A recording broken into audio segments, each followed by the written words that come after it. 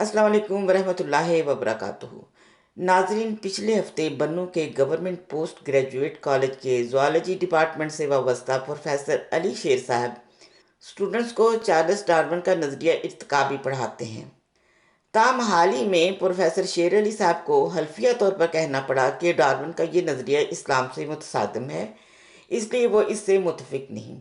ساتھ ہی انہیں یہ بھی کہنا پڑا کہ تمام تر ایسے نظریات باطل ہیں جو اسلام سے میل نہیں کھاتے۔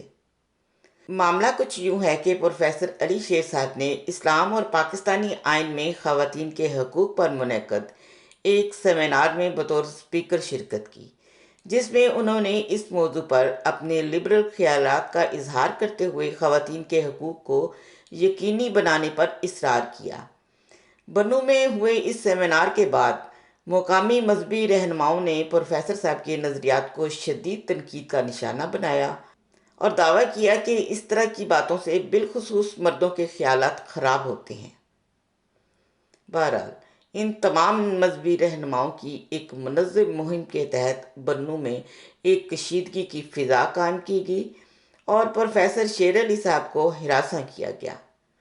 چنانچہ مسئلہ خواتین کے حقوق پر تنقید سے شروع ہوا اور پروفیسر صاحب کو چارلس ڈارون کی نظریہ ارتقاء سمیت اسلام سے متصادم تمام تر سائنسی حقائق و نظریات کی منافی کر کے ان جاہلوں سے اپنی جان چھڑانا پڑی۔ ایک مسئلہ کڑا ہوا تھا، وہ باہمی مذاکرات اور افہام و تفہیم سے حل ہوا کہ میں مسمی شیر علی ولد شریف خان سر کھیل خوش و آواز کی سلامتی اور اپنی خوشی اور رضا کے ساتھ اللہ تعالیٰ کو حاضر نظر جان کر اس بات کا اقرار و تصدیق کرتا ہوں چونکہ شریعت اللہ کے روح سے صنف عورت کی عقل صنف مرد کی بنسبت کم ہے، لہذا اس حق کو حرف آخر سمجھتا ہوں۔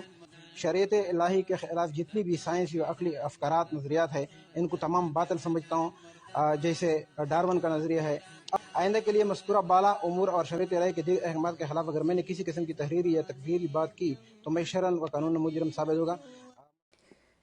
ناظرین، اگر ہم ماضی میں نظر دوڑائیں تو ہمیں ایسی کئی مثالیں مل جائیں گی جب عقل اور شعور رکھنے والوں کو مذہبی طبقے کی دشمنی کا سامنا کرنا پڑا۔ علم اور فلسفے سے تعلق رکھنے والی ایک ایسی ہی شخصیت کا نام سقراط تھا۔ فلسفے کی دنیا کا یہ عظیم استاد جو کہ شہر میں درس دیا کرتے تھے، جس سے لوگوں میں شعور آنا شروع ہو گیا۔ سقراط کے نظریات اس وقت کے نظام کے لیے شدید خطرہ بن گئے۔ بالآخر ایک دن شہر کے وسط میں لگنے والی عدالت نے سقراط کو طلب کر لیا۔ سقراط پر الزام عائد کیا گیا کہ وہ مذہب سے دور ہے اور نوجوانوں کو بہکاتا ہے۔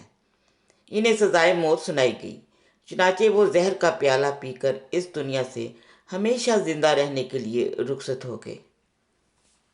3-4 صدیوں قبل تک یورپ پر بادشاہت اور چرچ کا مکمل قبضہ تھا۔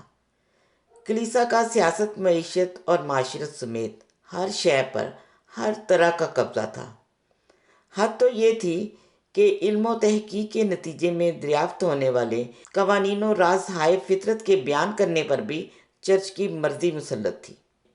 اس وقت کے ایک سائنسدان گیلیلیو نے اپنی دوربین کی مدد سے کائنات کا مشاہدہ کیا، اور جب اس نے یہ کہا کہ زمین سورج کے گرد گھومتی ہے تو گیلیلیو کا یہ بیان اہل مذہب کے نظریے کے خلاف تھا۔ چنانچہ اس بیان پر چرچ طیش میں آ گیا اور گیلیلیو کو باقی کی عمر قید میں گزارنا پڑی۔ کہتے ہیں کہ ایسے واقعات سے عوام مذہب سے متنفر ہو کر مذہب سے دور ہونا شروع ہو گئی۔ ناظرین، یوں لگتا ہے کہ پاکستان دنیا کا وہ واحد خطہ ہے جہاں صدیوں پرانی جہالت کی تاریخ دہرائی جا رہی ہے۔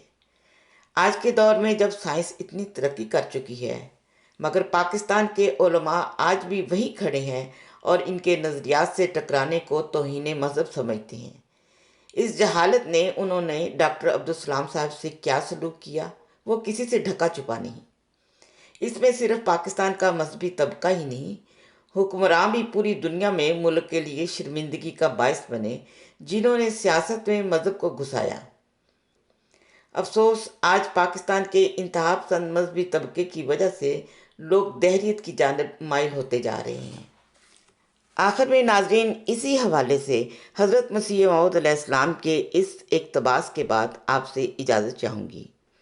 آپ فرماتے ہیں، کوئی نئی تحقیقات یا علمی ترقی نہیں جو قرآن شریف کو مغلوب کر سکے، اور کوئی صداقت نہیں کہ اب پیدا ہو گئی ہو اور وہ قرآن شریف میں پہلے سے موجود نہ ہو۔